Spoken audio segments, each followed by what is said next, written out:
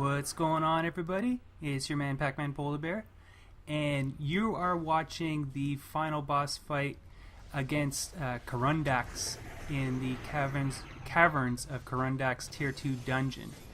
And the quality of this video is not as high as I would have wanted. I'm recording it on my work PC, but this was a successful run, and initially I didn't think we would do it. We had it's a pickup group, and all but two of the group were just barely qualifying with their gear score to make it into this dungeon with us. So at the beginning, we're kind of running around like chickens with our heads cut off. But in the end, we pull it together. And I just sort of put this video together so you can see just how big a role AoE, area of effect attacks and buffs are to this game. It's not as flashy watching me play as a cleric. I'm basically trying to stay out of the mix as much as possible and keep the heal circles and the buffs landing on my guys as much as possible. But this is one of the cooler boss fights in the game, one of the cooler dungeons in the game. Right now we're just sort of cleaning up a couple of the precursor mobs. But now the dragon's going to come down and land right in front of us for the first time. I think there's 2 or 3 stages to this fight, but yeah, so he's going to land right here. And what we should have done this time was stay behind him the whole time, but we didn't. We end up kind of circling around him this time, which was kind of a mistake. But you can, if you see the big blue circle on the ground right there, is my astral shield. So I'm turning on my mechanic for channel divinity, and it's empowering my spells. So anyone standing inside that blue circle is getting heals. I'm also using the sacred flame at will power. That's my basic attack, and it gives a bonus to people as well. And I'm also dropping Astral Seal on bad guys, so anyone who hits a bad guy who's got Astral Seal on him is getting some heals. But as you can see, with the red markers on the ground, there's a lot of pretty strong AoE enemy attacks landing that you got to kind of stay out of range from. But I actually managed to get through this entire fight without dying once, without having to needing to get revived at all, which I guess is half the fact that we actually had a pretty fantastic tank. I mean, I basically had no aggro on me almost the entire match. And the other thing is I've done this fight more than a few times now, because I don't even know how to pronounce it, the Gogwitlam, the big endgame content is yet to be implemented in the game, so we've been running tier 2 dungeons for a while now. But as you can see, it's Dungeons and Dragons, and you get to fight a big ass dragon.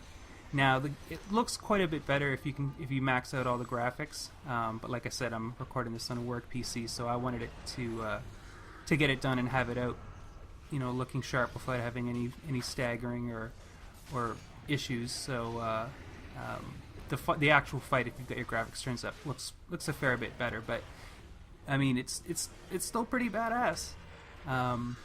It's obviously much different playing as a cleric than playing as one of the other classes. As you can see, the tank is doing everything he can to hold aggro from as many of these little mobs as possible.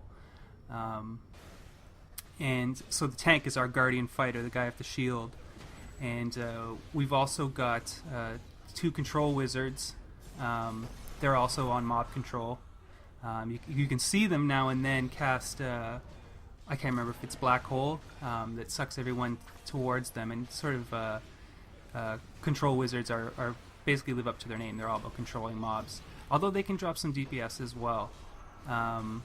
We're not killing him as fast as normal because we didn't actually have a rogue in the party this time. We just had a guardian fighter, great weapon fighter, 2 control wizards, and a cleric. But we made it work.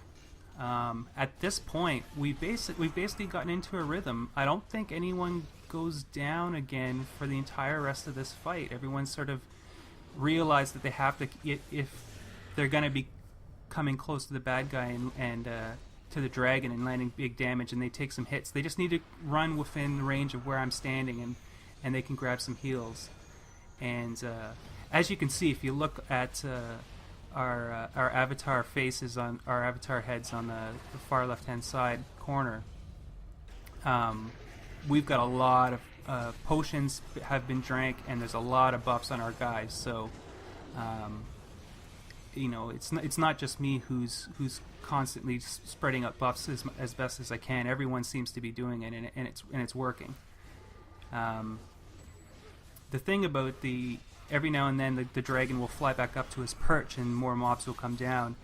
And among those mobs are a couple, I guess, baby dragons. And so there's this baby dragon right here in front of us. And they're going to be a problem the next time the dragon comes down, because we're going to end up fighting the dragon and I think 2 or 3 baby dragons plus a whole bunch of encircling mobs all at the same time. So the battle actually gets harder the longer you're playing. But it doesn't matter. I mean, we've got it made.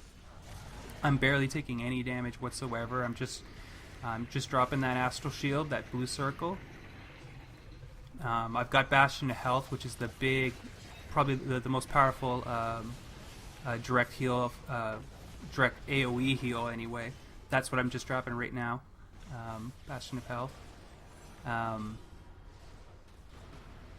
It's going well. I wasn't expecting a pickup group to survive and actually grab a rhythm. We actually had quite a bit of problems getting to this final area. But you know, I guess this pickup group just wanted it more. And you can see that the group has wised up that we're going to have to start fighting these baby dragons. So we're focus firing on the one dragon, the one baby dragon there. Although, you know, to be fair, I'm not doing any real damage whatsoever. I'm basically just using my Sacred Flame at will to help generate action points and to refill my my Channel Divinity mechanic meter.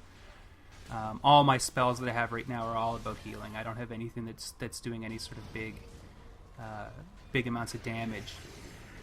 And I'm also dropping the Divine Armor daily once I have enough action points. And what that does is it basically gives everyone who's inside that big golden circle, I can't remember what the percentage is, but it gives them a significant amount of bonus hit points.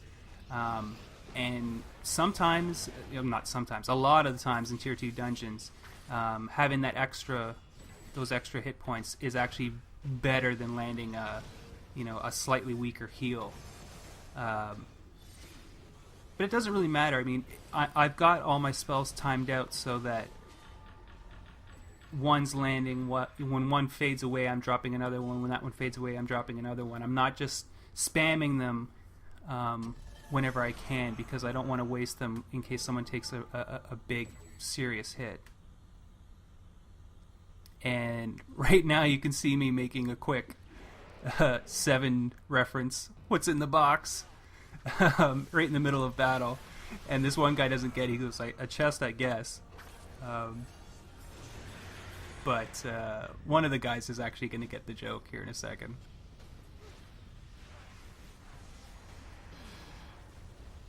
And it sort of speaks to our confidence that we're actually sort of chatting a little bit in the middle of all this mayhem. But the fire effects and stuff like that don't look so great with the graphics turned down. But the fire actually looks pretty good in this game if you bump the graphics up. And to run this game on max settings isn't going to hurt your computer. I mean, this work PC I got doesn't really have a powerful enough graphics card, but you don't really need anything super crazy to run this game on max settings. You really don't. But I think, like a lot of people, when you're running with a group, especially if you don't know if they're all in the same area or what their internet connections are like, sometimes it's just safer to have everything running on the lowest setting, just to make everything run as fast as possible on your end as you can. But you can see there's these 2 baby dragons sitting right beside the big guy, but he's got his back turned to the majority of us right now. the great weapon fighter is laying into him, and the rest of us are sort of focus firing on these baby dragons. But it actually looks like we're going to kill the big dragon before we actually finish killing off the mobs. We've been that good at holding the mob's attention while people have been one or two of them have been laying into the dragon this entire time. And not just me. It hasn't been a big issue for me because I haven't had aggro for most of this match. But if you watch how the other guys are playing, they're actually sliding around and using their dodges or their block to pretty good effect. No one's really getting smoked by any singular big attack. I haven't had to save anyone except for now and then trying to land a good bastion of health AoE to power heal. Like right now, I'm going to do it, and right there, I ended it on 4 people at once, and that's what you kind of got to do. Whether you're a cleric, whether you're a control fighter, whether you're even the guardian fighter and the great weapon fighter, they all have things that support and or affect the group. And the end game of Neverwinter is all about the group content. But these little kobolds, I believe they're kobolds that are running around. I'm not even paying attention to them, and then he goes down. There he is. He's totally dead. And now we're just playing cleanup. But you can't hear the voice chat that was going on at the time. But we're all the entire group is stunned that we actually pulled this off with a pickup group. Pickup groups can be pretty nasty right now with tier 2 dungeons, because a lot of people bail out on them when they feel like if you fail or stumble at some point during the dungeon, a lot of people lose faith and they just give up. But this group stuck it out. We had a little bit of a tough time making it to the end of the raid, but we did it. We did it. Now we just got to finish clearing up these guys and collect our loot. Once these guys are dead, I'll take a second to zoom in on what the dragon looks like dead. He's got this kind of broken jaw looking face, so it's kind of funny.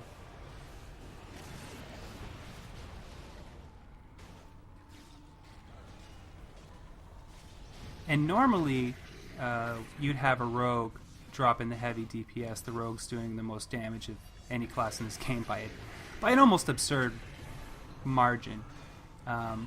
But now I'm starting to think that this selection, 2 control wizards, guardian fighter, great weapon fighter, and a cleric, that actually seemed to work. Like, yeah, we didn't blaze down the dragon super fast, but everything seemed to be really in control there.